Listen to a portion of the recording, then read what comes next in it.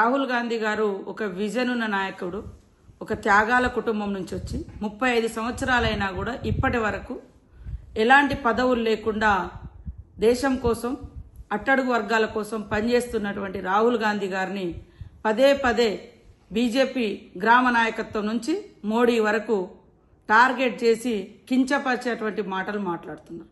వాళ్ళ BJP politics ఏంటి అంటే వాళ్ళు నమ్ముకున్నది డివైజివ్, డిస్ట్రక్టివ్, హేట్రేట్. మరి మా రాహుల్ గాంధీ గారు ఒక విజన్ ఉన్నటువంటి నాయకుడుగా ఆయన ఫాలో అవుతున్నటువంటి సూత్రం, ఆయన ఫాలో అవుతున్నటువంటి ప్రిన్సిపల్స్ మరి లవ్, పీస్, అదేవిధంగా ఒక ఎయిమ్ తోటి, ఒక లక్ష్యంతో మరి పనిచేస్తున్నారు. కాబట్టి ప్రజలు కూడా వీరి యొక్క బీజేపీ యొక్క హేట్రేట్ పాలిటిక్స్, అదేవిధంగా రాహుల్ గాంధీ యొక్క peace and love and equality, అదేవిధంగా ప్రోగ్రెస్, ఈ యొక్క సిద్ధాంతాలను కంపేర్ చేసుకొని చూస్తే ఈ సమాజానికి మరి హేట్రేట్ పనికొస్తుందా, విద్వేషం పనికొస్తుందా, మరి శాంతి, ప్రేమ అనేది పనికొస్తుందా?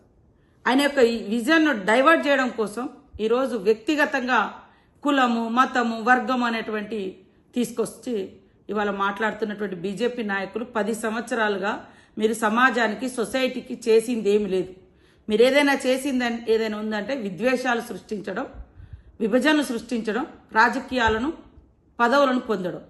కానీ ఎప్పుడు కూడా పదవుల కోసం, రాజకీయాల కోసం పాకులాడిన కుటుంబం కాదది రాహుల్ గాంధీ కుటుంబం. పదవుల కోసం, రాజకీయాల కోసం, అధికారం కోసం తప్పుడు నినాదాలతో ముందుకొచ్చిన కుటుంబం కాదు.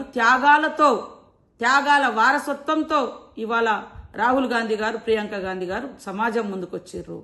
అంతే తప్ప ఆస్తుల కోసం, అంతస్తుల కోసం, ఆదాని, అంబానీ లాంటి వాళ్ళ ఆస్తుల పెంపుదల కోసం కాదు. సమాజంలో ఉన్నటువంటి అంతరాలను, కుల, మత, వర్గ రహిత సమాజం రావాలి అంటే MFSN ఛానల్కు లైక్ చేయండి, షేర్ చేయండి, సబ్స్క్రైబ్ చేయండి.